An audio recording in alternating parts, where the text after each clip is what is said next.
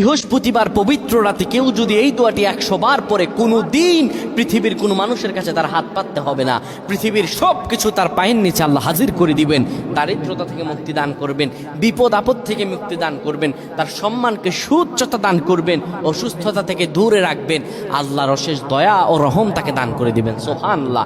বৃহস্পতিবার রাত এটি গুরুত্বপূর্ণ রাত।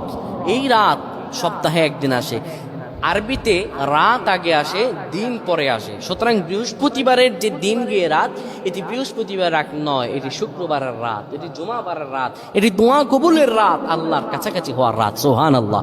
এই বৃহস্পতিবার রাত আল্লাহ তাআলা বান্দার দোয়া কবুল করেন।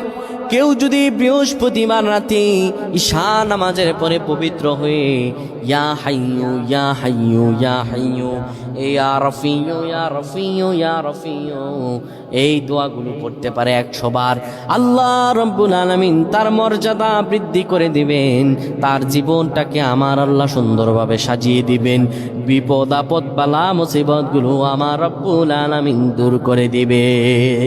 আল্লাহুম্মা আমিন বলেন।